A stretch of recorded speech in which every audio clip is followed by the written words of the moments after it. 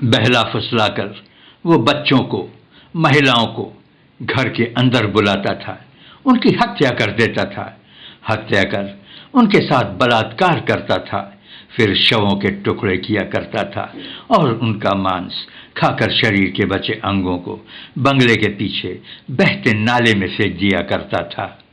आप सलाम हिंदुस्तान देख रहे हैं, प्लीज हमारे चैनल को सब्सक्राइब करें। आज मैं आपको एक ऐसे राक्षस की कहानी सुनाने जा रहा हूं जिसे सुनकर आपके रोंगटे खड़े हो जाएंगे, आपका दिल दहल उठेगा। नोएडा के सेक्टर 31 का कोठी नंबर D5 आज भी उन मासूम बेगुनाहों की हत्या का गवाह है, जहां एक नरपिशाच, एक राक्षस ने 17 बच्चों को अपनी भूख का शिकार बनाया। 2005 से 2006 के बीच नोएडा में लगातार बच्चे गायब होने लगे। मई 2006 को नोएडा के निठारी गांव में कोठी नंबर D5 से जब नरकंकाल मिलना शुरू हुआ तो देश में सनसनी फैल गई थी। जांच के दौरान मानव शरीर की हड्डियां और करीब 40 ऐसे पैकेट मिले जिसमें मानव शरीर के अंगों को पैक कर नाले में फेंका गया था।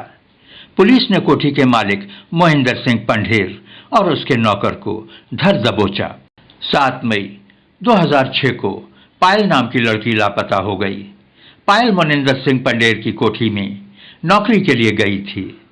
कोठी पर पहुंचने पर उसने रिक्शे वाले को पैसे दिए, लेकिन रिक्शे वाले के पास चेंज नहीं था। पायल ने कहा, तुम यहीं रुको, मैं फुटकर पैसे लेकर आती हूं। इतना कहकर पायल कोठी के अंदर प्रवेश कर गई, लेकिन काफी देर इंतजार करने के बाद भी जब पायल वापस नहीं लौटी तो रिक्शे वाले ने पैसे लेने के लिए कोठी का गेट खटखटाया। गेट को खटखटाने पर सुरेंद्र कोली कोठी से बाहर आया। रिक्शे वाले के पायल के बारे में पूछने पर सुरेंद्र ने रिक्शे वाले से कहा कि पायल तो कुछ देर पहले ही जा चुकी है। रिक्शे वाले को उसकी बात पर यकीन नहीं हुआ, क्योंकि वो तो कोठी के बाहर ही खड़ा था। अगर पायल कोठी से बाहर निकली होती तो उसे जरूर दिखती। रिक्शे वाले ने सुरेंद्र कोली से कहा कि जब से पायल अंदर गई है वो यहां बराबर खड़ा उसका इंतजार करता रहा है। अगर पायल कोठी से बाहर निकली होती तो उसे जरूर दिखती, लेकिन रिक्शे वाला कर ही क्या सकता था। पायल ने रिक्शा अपने घर के सामने से ही पकड़ा था। रिक्शे वाला पायल का घर जानता था।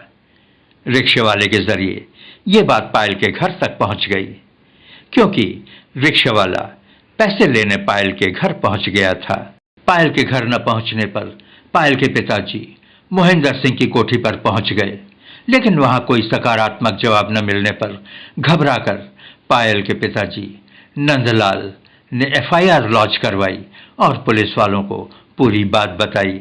नंदलाल की बेटी पायल की कोठी से गायब हो जाने की कहानी से पुलिस भी थोड़ी अचंभित होती है और गायब लड़की को तलाशने और जांच में जुट जाती है।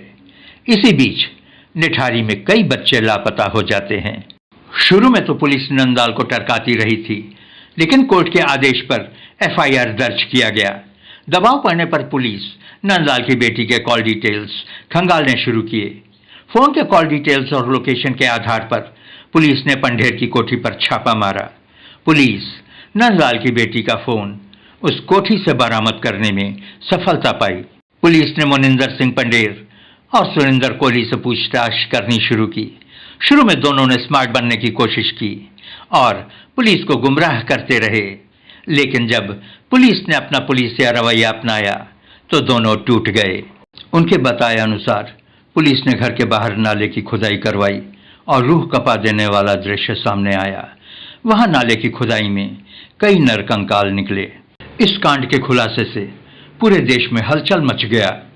इस घटना ने लोगों को हिलाकर रख दिया था। जिनके भी बच्चे लापता हुए थे सभी पुलिस स्टेशन पहुंचने लगे। उन सभी माँ बाप के DNA टेस्ट करवाए गए। पंढेर और सुरेंद्र कोली पर 18 केस दर्ज किए गए। निठारी तो क्या, पूरे प्रदेश में हाहाकार मच गया था।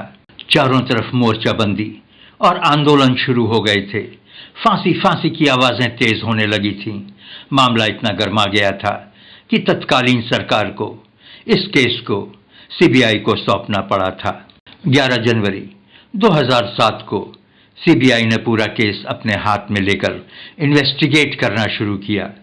22 मार्च 2007 को सीबीआई ने जांच के बाद पंढेर और कोहली के खिलाफ विशेष सीबीआई कोर्ट में चार्जशीट दाखिल की। नंदलाल ने इस केस में गवाह का रोल अदा किया था।